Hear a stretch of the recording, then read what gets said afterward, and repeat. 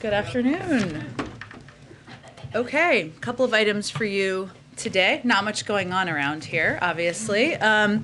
You've all seen the president's statement we issued this morning on the House passing his Build Back Better agenda for the middle class, which came just 3 weeks after the bipartisan infrastructure deal also passed. And since this came through today, I wanted to just highlight and note for the American people a couple of the big benefits that are in this package that we're looking forward to moving through the Senate. Today, families pay an average of $8,600 per year on pre-K. Under the president's plan, many of them, most of them, will pay $0. The average family pays 13% of their income on child care under the president's plan. No middle-income family will pay more than 7% of their income. Two parents with one toddler earning $100,000 per year will save more than $5,000 per year.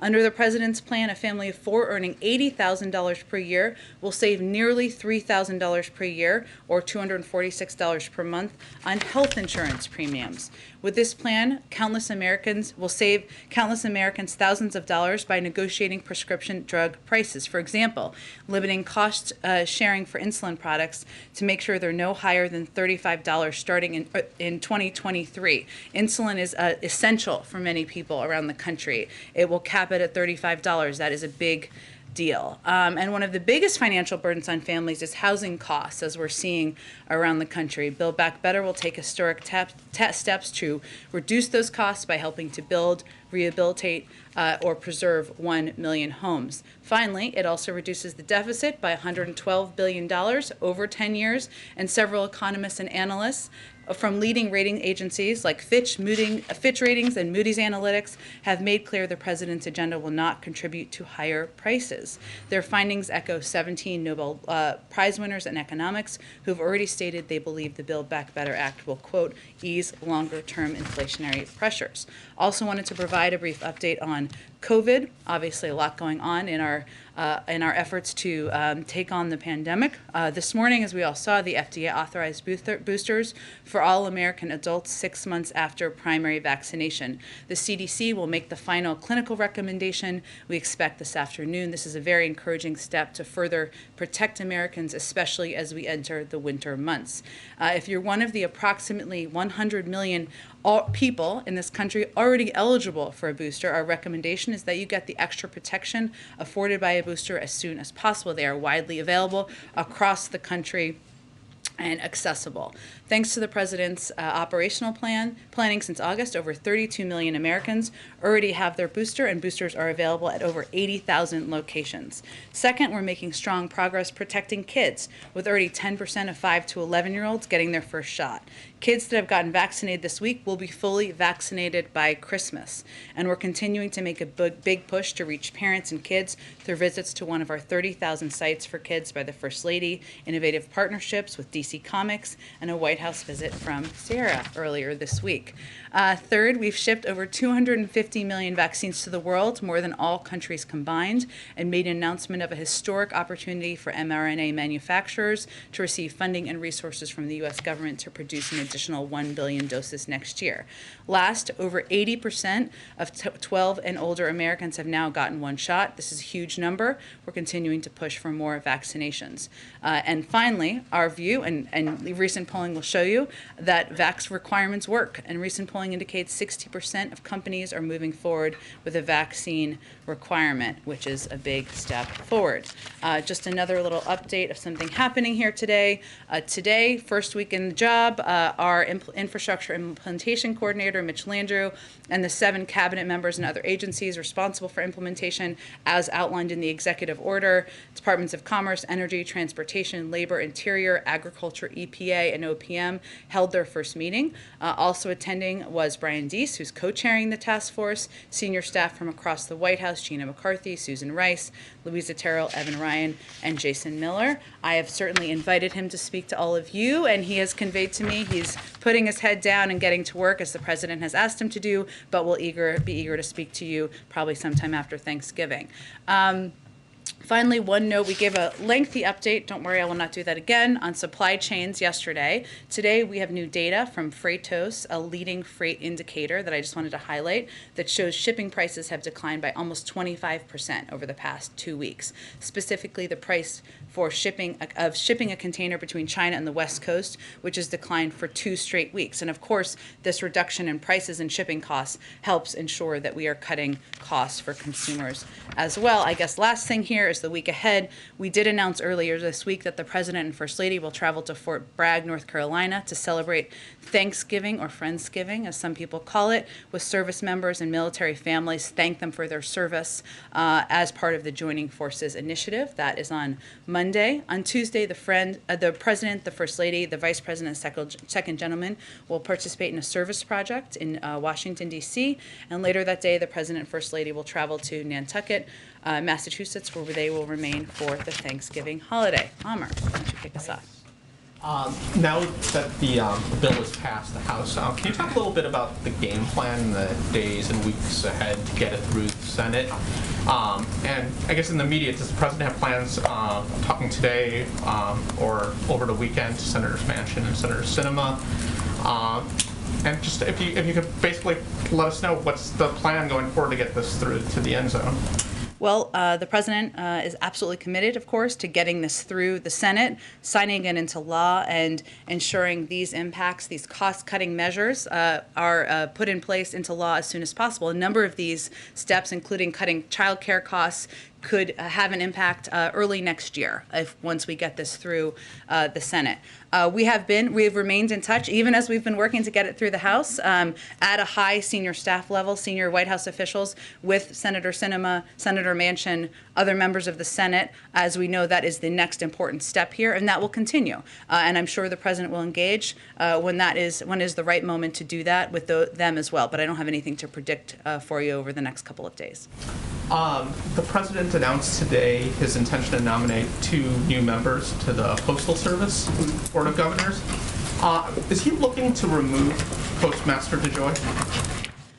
Well, let me first say we're, of course, deeply troubled, continue to be deeply troubled, as many Americans are, by the earlier reporting on Postmaster General DeJoy's potential financial conflicts of interest, and take serious issues with the job he's doing running the Postal Service. As you know, the President does not have the authority to fire the Postmaster General. It's ultimately up to the Board of Governors by majority. So what was announced today is the President's intention to nominate 2 leaders to the bipartisan United States Postal Service Board of Governors to replace outgoing Governors Ron Bloom and John Barger. Both Derek Kahn and Dan Tangerlini are experienced public servants. And certainly, again, just to reiterate, it's up to the board to make a determination about leadership, but we have continued concerns about Postmaster General's leadership. Go ahead. Yes, I wanted to ask a few questions about oil. Has the U.S. heard back from China, Japan, South Korea, and India on a coordinated release of emergency stockpiles? I don't have any update to provide to you today. I would reiterate, for those who weren't following us as closely, we have been in touch with a range of officials and leaders from countries, including China, including other countries around the world that are oil producers, about ensuring there is adequate supply out there, but I don't have any update for today. Okay. Is Biden considering using authority under a 2015 budget bill to declare an emergency and limit or stop exports of oil for up to a year? We have a range of options at our disposal, but I don't have any new ones to introduce to all of you today. Finally, I'm sorry, any message for OPEC ahead of its December 2nd meeting? Well, our message continues to be privately as well as publicly, of course. It's always good when it's consistent and important, that we want to ensure that the OPEC member countries and OPEC as an organization meets the demand needs that are out there with the adequate supply. That is something we've pressed them on in the past. And I don't have any new conversations privately to convey, but I'll see if there's more we can report to all of you about the meeting. Go ahead. We know that the President was at Walter Reed earlier today. Can you provide an update on how the physical went and the colonoscopy as well, and what information will you be releasing? We will have a comprehensive written summary that will be released to all of you later today as soon as it's finalized. I'm not going to get ahead of that. It's, of course, done by medical experts, which is as is appropriate, but we will release that out to all of you later this afternoon. As I noted in a tweet, I hate to reference that, but here we are. Earlier this morning, the President had a conversation with Vice President Harris, as well as Chief of Staff Ron Klain at around 11:35 this morning. He was in good spirits. He resumed his duties as president at that point in time. There was also 2 sets of letters that we released publicly. One was at 10:10 a.m., the other was at 11:35 a.m. About the transfer of power under the 25th Amendment and the resumption of power. But that's a reflection of how he is and how he is feeling.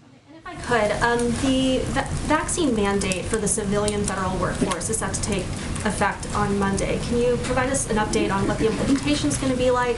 And are there any concerns about possibly having staffing shortages because of that? There are not. Let me give you just an update on this overall, again, for people who haven't been paying us close attention. So November 22nd is the deadline, not 12:01 a.m. that morning, but by the end of the day. But we don't see it as a cliff. We'll be providing more guidance in days to come. We are the largest employer in the country, so it is the U.S. government, that is, of course. So it's going to take some time to collect the data, even as it comes in that day. And once we have gone through the data and have that, we will share that with all of you publicly. But especially as we know, what we have seen is there's a surge in attestations and vaccination as we get closer to the deadline, which is certainly encouraging, but we want to have the final data Monday through the day before we release that publicly. It's going to take a little bit of time to process. But no, we do not anticipate facing any governmental operational disruptions due to this requirement. And in fact, the requirement will avoid disruptions in our view in our labor force because vaccinations help avoid COVID. And how will the boosters for Moderna and Pfizer, which are pretty close to being approved, how will that factor into these vaccine requirements for the federal workers? Well, we abide by the CDC guidance, which we follow it and will continue to, which is 2 shots of an mRNA vaccine or 1 J&J shot. That has not changed, so we're not going to get ahead of any changes they could make in the future. Go ahead. Thanks, Jen. A couple of questions on the Build Back Better plan and also how things went last night in the House. Does the White House have any response to Representative McCarthy's 8-hour speech last night that delayed the vote? Well, Kevin McCarthy said a lot of words, I just want to emphasize that, over the course of 8.5 hours. For those of you who didn't watch all of it, he mused about, he shared his wish that he could have been in Tiananmen Square. He mused about whether or not Abraham Lincoln was actually assassinated. He shared his hope, or his thought, or dream, I'm not sure, about picturing America in a swim meet after World War II against every other country. But in 8.5 hours, what he did not talk about was cutting the cost of childcare, cutting the cost of elder care, what we were going to do around the country to bring more women into the workforce, to protect our climate, and that for generations to come. That, in our view, tells you all you need to know about Kevin McCarthy's agenda and what he supports. Okay. And Senator Manchin, on the top of Senator Manchin, he says he's still not decided on this bill. Is there anything that the White House is doing to get him to come around on the bill? I know you mentioned this a few moments ago, but is there anything specific that you guys are doing to kind of convince him? Well, we've been in close touch, as you all know, with Senator Manchin for several months now. That will continue.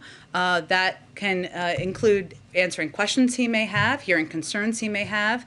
We are in touch with him, with his staff, through senior White House officials at this point in time, and we believe he's been operating and negotiating in good faith. That has been our experience to date. So now, as everyone knows, the next step is getting it through the Senate. That's what our focus will be on, and I expect we'll continue the discussions and negotiations as they have occurred to date. Could you tell us when was the last time the president spoke with him?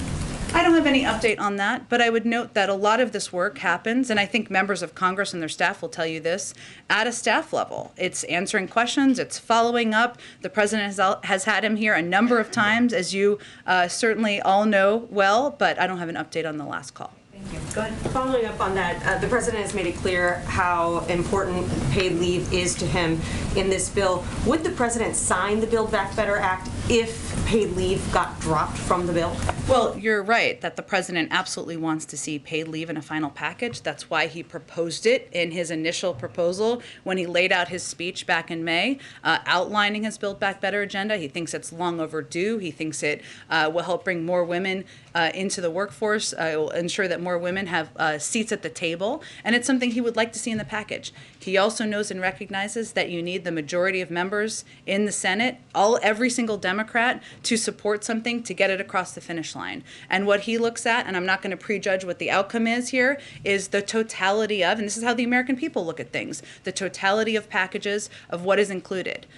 This bill, no matter what, everybody supports universal pre-K, cutting the cost of childcare, a historic investment in addressing the climate crisis, making sure there's more housing units available, making sure elder care is less expensive. There are disagreements. Everybody knows that publicly, but he knows he's not going to get everything he wants in this package. If it's not in there, he'll continue to fight for it. So what is the backup plan if paid leave does get dropped from the Build Back Better bill? He'll continue to fight to make it law. And just a logistical question, will we get all the results of the president's physical this afternoon, or are there some lab results or test results that we won't see until a later date, like next week? I expect it will be a comprehensive summary of everything today, and don't anticipate at this point that there would be lagging results later. Go ahead. So first, following up on the physical, if this was a routine physical, why wasn't it on the schedule that you gave us last night? Why the secrecy there? Well, just to peel the curtain back for the American people on how this worked and how it typically works, if you look back at history here, this morning we notified the pool, the press pool. Many of you are part of that and rotate through that. We called the president of the White House Correspondents Association very early this morning, who was awake. We called the network bureau chief chair that's rotating, as you know, and indicated that the president, not only would the pool be gathering, but the president would be going to get a routine physical. I then sent out a tweet to many, many people out there at around 6:15 a.m., and we have put out many, many updates since then, and we will put out a comprehensive written summary later this afternoon. That's pretty standard for how it's approached, sharing this information. It follows protocols that have been followed in the past, and again, you all will receive a comprehensive summary later this afternoon. Okay, moving on to the Build Back Better plan. Is the president going to stop saying that the Build Back Better plan does not increase the deficit 1 single cent if we now know that that is not true? It is true, and I would note the several economists and experts out there. I think you're probably talking about the CBO score, which Joe Biden himself in 2010 called the gold standard for Democrats and Republicans. Well, Peter, since we're all here to communicate with the public about accurate information, what I would just note is that one of the components that experts, Democrats and Republicans, including former heads of the CBO, have pointed to is that IRS enforcement is not something that there's a lot of experience in the CBO scoring. They still scored it, but is undervalued by the assessment of many economists and experts, including people who have been critical of us in the past, who estimate, including former Treasury secretaries of both parties, who estimate there will be significant savings, significantly higher than what is estimated currently. So our assessment and the assessment by many economists out there is that there will be savings over 10 years that will actually reduce the deficit. The CBO's projection is that it's going to, there's going to be at least a $160 billion increase to the deficit over 10 years. That is 16 trillion cents. So the president was not telling the truth.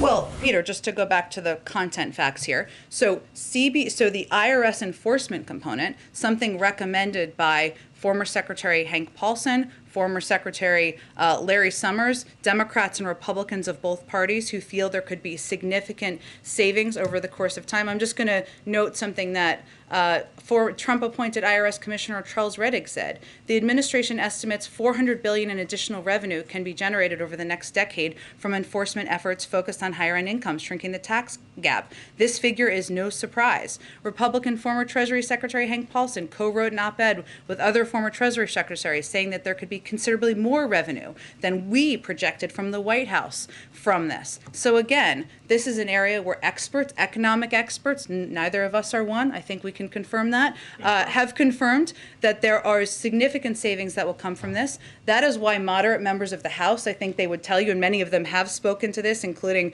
Congressman Kurt Schrader, who is one of the moderates who's on the borderline given deficit impacts, have said is they felt comfortable with it because of the expertise out there about the impact of IRS enforcement. When the last administration tried to say that the CBO was incorrect, you tweeted, "Watching Mulvaney try to walk away from his CBO score and explain the budget outline is awkward and uncomfortable to watch."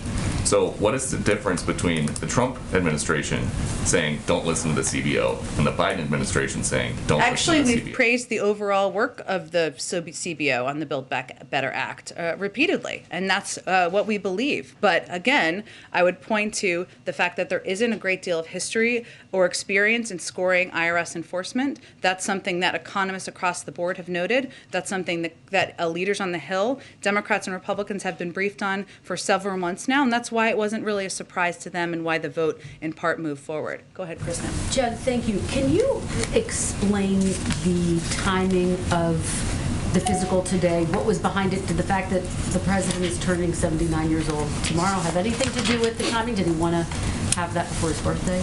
The president is well aware that his birthday is a matter of public record. As the president of the United States, I can confirm that. I will say, Kristen, we knew that we were going to do, he wanted to do and committed to do a physical before the end of the year.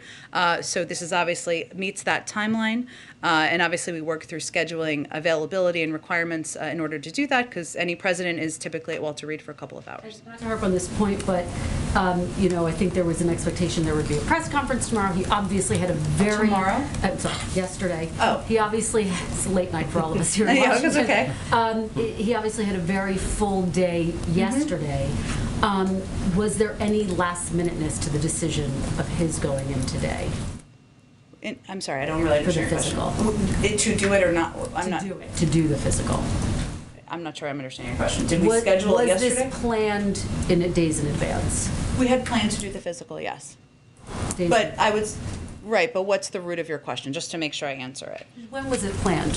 When did he first schedule the physical? Just because he had such a full day yesterday. Sure. And he had a colonoscopy today. That is the nature of being president, and as I would note in the poll report, and this may be why you're asking, the meetings yesterday didn't end until after 8 o'clock last night. Obviously, the president was closely watching the vote last night, as we all were, maybe not through the totality of the 8.5-hour missives, but he was watching closely last night as well. Is there any discussion about having a doctor brief us, given that he is the oldest sitting commander-in-chief? We will be releasing a comprehensive summary, written summary, that will have details from the doctor and other experts who were consulted, medical experts who were consulted, that you'll receive later today. So that, I think, is what our intention is. I just want to ask you on a different topic, broadly speaking. The country is sort of waiting for, anticipating a jury verdict in the Kyle Rittenhouse case. What is the president's direct message to people who want to protest, express their opinions after the verdict, and might we hear from the president after there is a verdict? Well, I just want to preface, I'm not going to prejudge a verdict on an ongoing deliberation over a case. And clearly, once it's concluded, I'm sure there will be something we have to say from the White House. And we have been in close touch with the officials on the ground through law enforcement channels to ensure we are supporting any effort toward peaceful protest. That's certainly what we will continue to encourage as anyone looks to have their voice heard regardless of the outcome. Go ahead. There was one conspicuous thing missing from the week ahead that Bloomberg is particularly interested in, which is the Fed chair. What's of course. the president's favorite Thanksgiving meal? No. Okay. Yeah. Is it accurate to say that it'll happen on Monday or Tuesday, since that's the time that the president's going to be in? The president intends to make a decision, and I expect we'll have more to share in advance of his departure. So by process of elimination, expect there'll be more to report early next week. Okay. Government funding runs out December 3rd. I'm wondering if the White House right now is looking for a CR to get, towards New Year's, or if you'd like a longer government funding.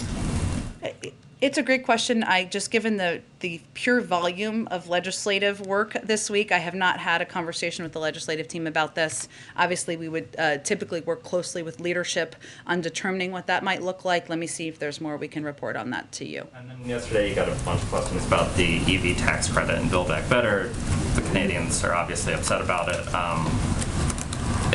It would make sense that because Senator Manchin has said that he doesn't support it, that the president's message to the prime minister is that it's probably going to drop out of the final version of the bill. Is that sort of an accurate representation of what their conversation was, or how would you characterize what his message for the Canadians was yesterday? I think his message was exactly what I conveyed publicly, which is that there's a long history of using tax credits here to incentivize choices. That's true. They'll lower the cost here of electric vehicles by $12,500 for a middle-class family. That's something we want to incentivize in the United States, and we feel it's an industry that will help move towards a more clean energy future, something that will help address the climate crisis that we share an interest with the Canadians. Certainly, as the Canadian leaders read out, this was an issue they raised. I'll leave that to them to characterize further, and the president said, of course, we're happy to continue having a conversation. However, this is something the president is deeply committed to because he believes good paying union jobs that will help us move toward a clean energy industry, help us support clean energy industries is in our economic and national security and national interests. Sorry, one last one to just on the conversation you had with Peter. The CBO estimated that the tax enforcement would bring in a little over $200 billion. You guys are obviously saying $400 billion. I'm wondering if you can, I don't think they're just throwing darts. I also take the point that you guys think that they're not experienced at sort of figuring out how much this enforcement will bring in. But twice as much is a big discrepancy. And so I'm wondering why you disagreed so dramatically with the CBO on that. Well, I wouldn't characterize it exactly in those terms. I would again point to, and just another person I haven't introduced here, but Doug Elmendorf, who you all are familiar with, who directed the CBO from 2009 to 2015, said estimating the returns on additional IRS enforcement was challenging because large funding infusions to the agency had little precedent, and it was difficult to quantify the indirect effects of more auditors. So I would note that we also technically, I guess, have disagreements with economic experts who are projecting it would have even larger savings. I mean, not bad disagreements, but our projections are not exactly the same as Larry Summers, who said that the proposal could result in almost $800 billion in revenue, and has a Washington Post op-ed about it where he talks about that, and others who have projected it would have even larger savings. So I think it's just an indication of the difficulty, but what we're pointing to and what we think is an important indication for the American people and for many members of Congress who are concerned, as the president is, about deficit reduction, and this bill will save money in the deficit over the course of 10 years, is that this is something where it will have that impact. It has a larger impact that even we are projecting, and that's what we felt was important to point to. Go ahead. In an effort to flesh out the historical record of the day, is there anything you can tell us about the 85 minutes that Kamala Harris served as acting president? I will leave that to the vice president and her team to characterize. I would note that, and you didn't ask me exactly this, but I know other people have been talking about this, and as a woman myself, I will note that, the president, when he selected her to be his running mate, obviously he knew he was making history that was long overdue in our view, and part of that was selecting someone who could serve by your side as your partner, but also step in if there was a reason to, and that includes the application of the 25th Amendment, as was done this morning. He also, of course, we also know we make history every time they're working together, every time she's out there speaking on behalf of the government as the Vice President of the United States. But certainly today was another chapter in that history, I think, that will be noted for many women, young girls across the country. You have disclosed that the president received a colonoscopy today. Are you in a position right now to talk about any other procedures or tests he might be undergoing as we speak? We will disclose all of that, but I'm going to leave it to the medical experts to do that, and they will do that later this afternoon in a written summary. Go ahead. Thanks, Jen. In his statement yesterday, when he talked about the U.S. purchasing Pfizer's COVID-19 pill, the president mentioned that he wanted to make that pill free for the public. Can you lay out just sort of how that would work, ensuring that that pill might be free? Well, as you know, vaccines around the country are largely free, so there is a precedent for that, across the country, and something he wants to ensure it's available and accessible to people to protect them from COVID. And I think this falls into the category, falls into our expansive effort to fight the pandemic, get it under control, and get on the other side of it. So in terms of how it would work, like with contracts or. Yeah, does it require negotiations with insurance companies or pharmacies? It's a great question. Let me talk to our COVID team and see what else it would require. On Ethiopia, the situation there seems to continue to be deteriorating. What advice does the White House have for Americans that are still in the country, especially given that the FAA sort of warned there could be inadvertent risks to commercial flights in the area? Well, as things have deteriorated there, we have taken strong measures to encourage Americans to leave Ethiopia as soon as possible, while they can do so safely via commercial travel, which is still ongoing, because things can change in an instant and flight options could disappear. And the State Department goes to great lengths to assist U.S. citizens in crisis.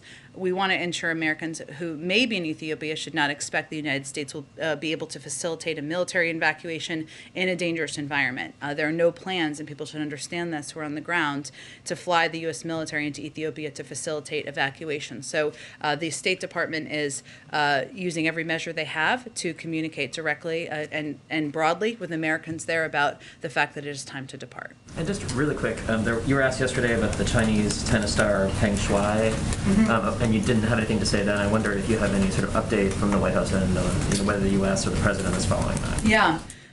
We are deeply concerned by reports that Peng Shuai appears to be missing after accusing a former PRC senior official of sexual assault. We join in the calls for PRC authorities to provide independent and verifiable proof of her whereabouts and that she is safe. I can't speak, of course, I know you're not asking this, but to the details of the case or any more details of where she might be, obviously.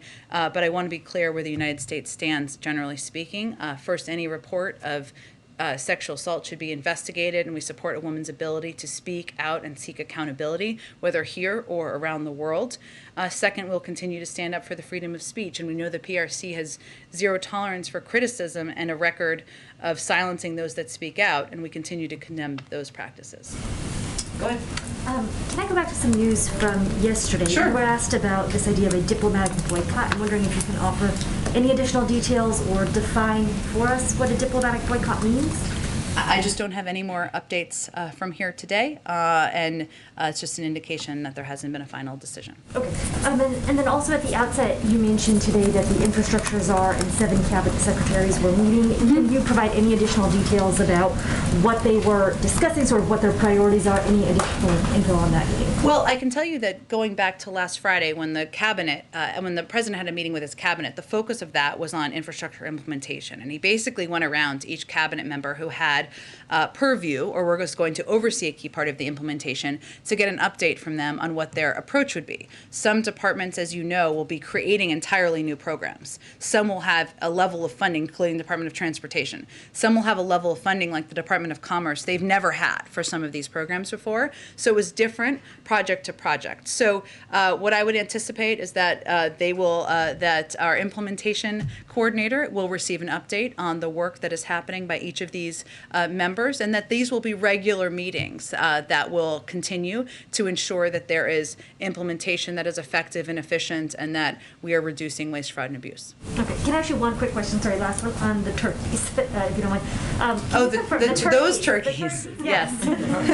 Can you confirm where they are going after they may be parted? I had heard Purdue University. Oh, wow. There's a lot. This is an important question. We will get you that after the briefing. I can confirm that part of it is staying in a hotel, which my daughter did not believe me, but that is accurate.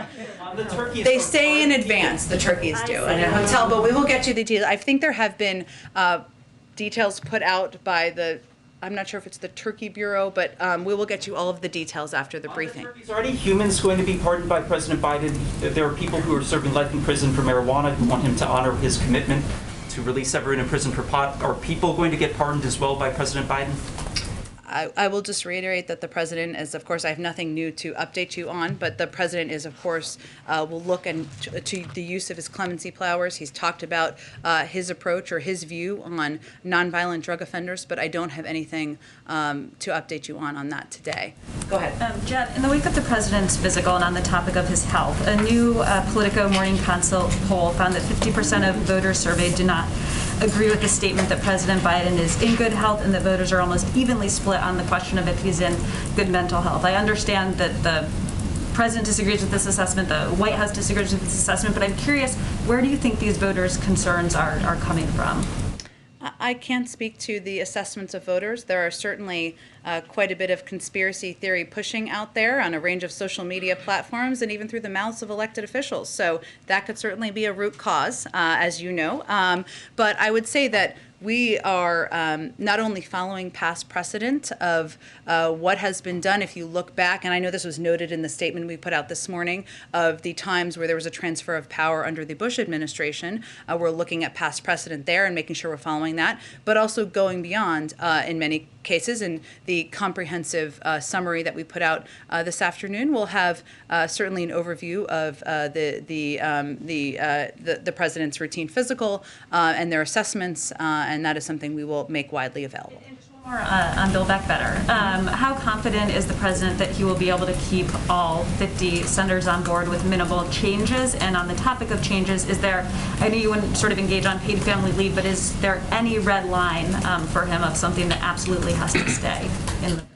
Well, the president would have loved to have seen his entire original proposal passed, but he also knows from having served 36 years in the Senate, that's not how it goes. He's somebody who governs from the position of compromise, not being a dirty word. He sees consensus as the way you get things done, and that's certainly how we're going to approach the next few weeks as well. So his bottom lines have not changed. He wants to lower costs for the American people, give them more breathing room, ease the burden on of areas like childcare, elder care, health care. Those are all components that are solidly in this package, and he won't raise taxes on people making less than $400,000 a year. So those are his continued bottom lines. Go ahead. Thanks, Jen. Kyle Rittenhouse has been declared not guilty by a jury on one count of first-degree reckless homicide. On the second count, first-degree reckless endangerment, he's also been found not guilty. What is the White House's response to that? Not guilty on all counts. All counts. I obviously this happened while I was out here, so let me talk to the president, talk to our team, and we will get you a statement as soon as we can. Does the president think the judge in the Rittenhouse trial saying that the victims in Kenosha should not be referred to as victims, but rather looters or protesters is appropriate? Again, I'm not going to give an assessment of this from here. Let us get you a statement as soon as we can. Last question on the physical. Will you be offering a full list of the people who treated the president and their assorted specialties? We will be referencing additional medical experts who the president spoke with, but I don't think, I'm not going to prejudge what the final comprehensive summary will look like. Thanks. Build Back Better, Jen. Catholic bishops fear faith-based preschools could be excluded from receiving Build Back Better money because Go ahead. I don't think you need to talk over her. She's just asking a question. Go ahead. Is the administration considering changing the definition of what it means to be fully vaccinated? And is there any concern at a state level that there could be some confusion about what it means to be fully vaccinated, given that some governors have started to change that definition? Well, some governors I know have offered booster shots in advance of, or have expanded that, right? I'm not sure if they've changed the definition, which is typically done by the CDC. We follow CDC guidance. CDC guidance continues to be 2 mRNA shots and 1 Johnson & Johnson. We don't prejudge, and I can't preview for you if they are going to change that at any point in time, but that's what we will continue to follow, and that's what we would advise others to follow around the country. Okay, Jen, Build Back Better, Catholic bishops. Okay, here we thank you. I'm moving on over here. Go ahead. Go ahead. I'll go next, please. Thank you. Do you have any reaction to the report that the U.S. is considering deporting a group of Afghans who did not meet vetting requirements back to Afghanistan? I would have to look into the specific details, but I would note that our thorough vetting processes are in place for a reason, and we follow those to the letter of the law and ensure that we are not only welcoming people who serve by our side for many years during a challenging long war, but also that we are making sure the American people know they're safe. But I'd have to look into these specific examples. Russia, if I may. According to Kremlin spokesperson Dmitry Peskov, some certain preparations are underway for the virtual meeting between President Biden and Russian President Vladimir Putin. Can you confirm that? I don't have any meeting to preview or call to preview for you at this point in time. If something like that is confirmed or finalized, we're happy to share that information. Go ahead. Thanks, Jen. Ahead of Thanksgiving, I wanted to ask you about hunger in the country, and specifically hunger among military families. We've seen some of these recent reports that as many as 15% of enlisted military families were dealing with food insecurity even before the pandemic. Secretary Austin, as you know, talked about this as an issue just this week. I know that Chairman McGovern has been pushing the White House to hold a summit on hunger. Is that something the White House is really considering? And is there anything new the White House is doing on this? Well, because of the American Rescue Plan, we've cut childhood hunger in half over the last year. And I would tell you that when we look to getting the Build Back Better agenda passed, to the impact it's going to have on lowering child care, lowering elder care, the cost of elder care, lowering the cost of health care, these are all costs on families that impact what they're able to afford in their daily lives. And certainly the impact on military families, as a military family himself, or I should say the President and Dr. Biden, that is heartbreaking. And they're going to continue to fight to do more to make sure there are not hungry families, whether they're military or not, in this country. In terms of a summit, I don't have any plans to preview for you on that front. I just follow up because there's in both the House and the Senate version of the NDA call for a basic needs allowance to help military families that are low income and having a hard time. But there's a difference. This is wonky, but the Senate version, We're safe place, wonky. The Senate version would basically count the housing allowance as income, which a lot of activists say would mean that a lot of low-income families would no longer qualify for that basic needs allowance. So thousands of military families could suddenly not qualify for that extra money and that extra help. OMB said that they just need more comprehensive data and analysis to determine if they support the inclusion or exclusion. Is there any update on where the White House stands on that? I'm happy to check and see if there's any update on it. Obviously, our objective, overarching objective, is not to make it more challenging for anyone, including especially military families, to put food on the table. That making sure that's not the case is central to the president's agenda. But I will see if there's more to report on that. Again, go ahead, Chris. Did you have a question? We don't need to scream or shout over other people in here, so we're going to keep moving on. Go ahead. Go I have a ahead. question about Section 230. Yesterday, the Justice Department announced that they were going to defend Section 230 in a lawsuit filed by the former president. But has a candidate, President Biden, repeatedly called for the repeal of Section 230. So does the Justice Department's actions yesterday represent a change in the President or the administration's attitude? He called for reforms of Section 230. That continues to be his position. Go ahead in the middle. Go ahead in the middle, Brett. Go ahead. Appreciate it. Does the White House have any reaction to Senator Rubio this morning calling the president's pick to lead the office of the Comptroller of the Currency a communist, or any of the criticism that she faced at her hearing yesterday? Well, I did see some of that commentary. I also enjoyed the pushback from Senator Elizabeth Warren, who maybe we should just point to as our response. But I would say the president nominated her to serve in this job because she is eminently qualified, and she's somebody who would represent the role and the United States effectively in the position, and certainly we're hopeful she's confirmed. Jen, go ahead. Yeah, Jen, thank you. I'm not an economist either, but I can divide by 10 years. And even if you take, would you be willing to go so far as to say that even if you take the lower CBO expectation of what the IRS would bring in the Build Back Better Act, that the deficits on an annual basis would be so low that it would be palatable to the American people and palatable to Senator Manchin in particular? Would you go that far to say? I don't want to speak for Senator Manchin or all of the American people. I can only speak for the president and the White House. But what I think it's important for the American people to understand, and certainly Senator Manchin too, is what I've noted a little bit already to date. The former head of the CBO conveyed how difficult it is to score IRS enforcement. We have former Treasury secretaries who don't always agree with us. Former Secretary Paulson, former Secretary Larry Summers, conveying that there could be much greater savings. So what I'm conveying to you is that our calculations and assessments, and those of outside economists, are that it will actually be, this bill will actually reduce the deficit, and it will also lower costs and reduce inflationary pressures. I'll follow up there for a second. $17 billion or whatever a year is a drop in the bucket compared to the natural deficits the country is actually running up right now.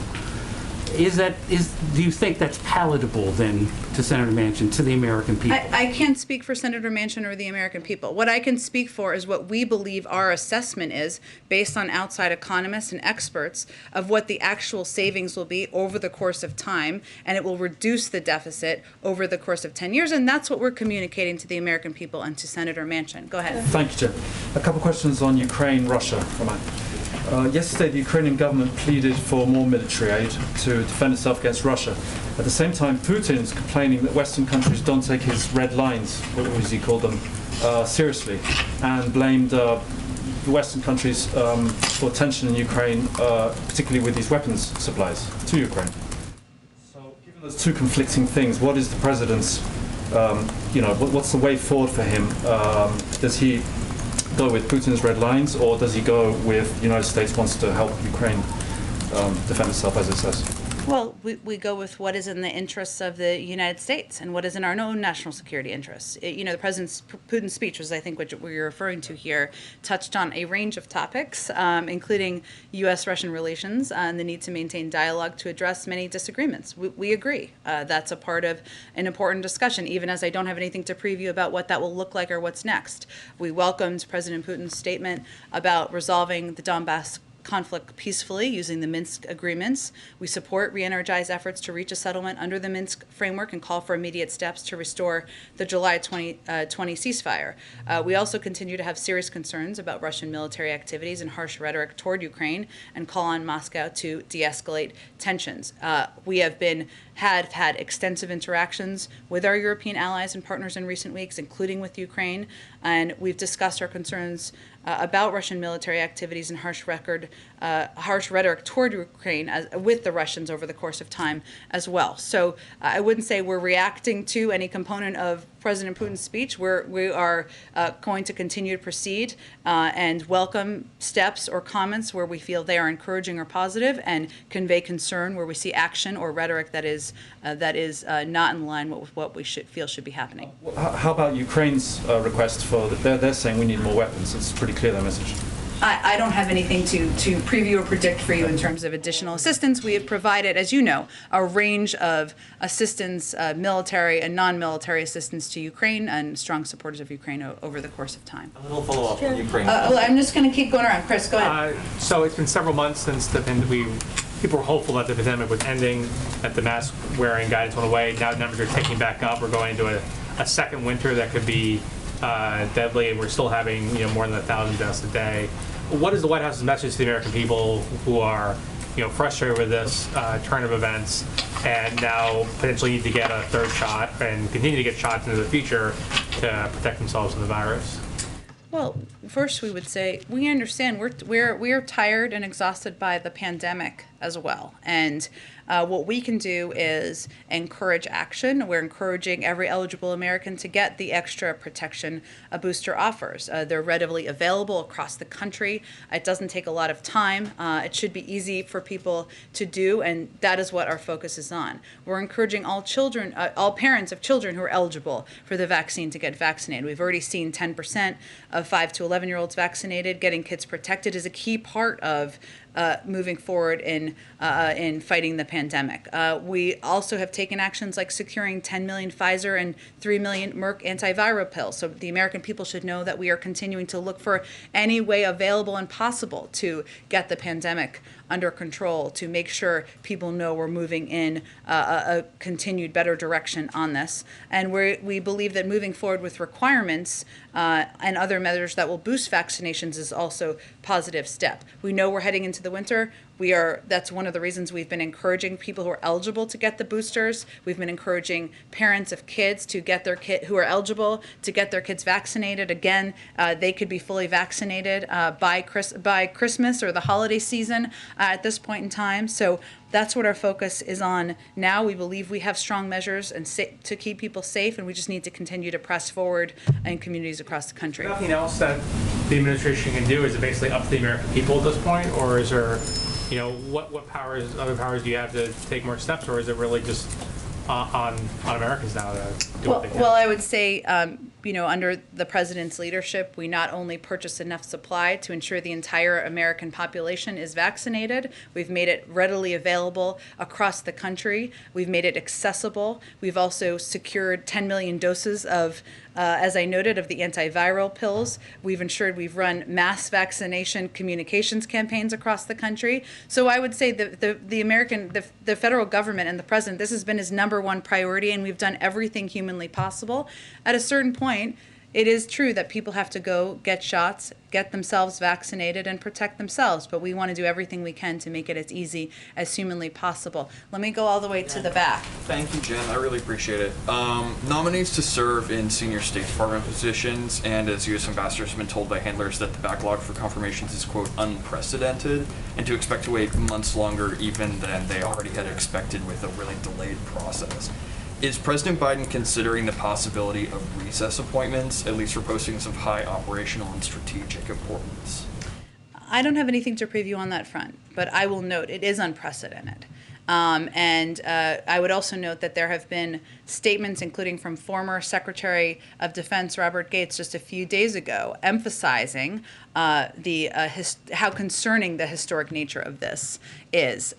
Whether you're a Democrat or Republican or non-political at all, I think most people recognize we should have ambassadors serving in posts around the world. We should have an ambassador to China serving in that country right now, an eminently qualified one who the president has nominated. We should have ambassadors at posts around Europe, all around Europe, at a time where ensuring we are supporting NATO is a pivotal message to send to Russia and other countries around the world. And these are not only being blocked by some, but also delayed. A lot of these, and I talked about this a little bit yesterday, but the fact is that many of these ambassadors will move forward with bipartisan support once there's a vote.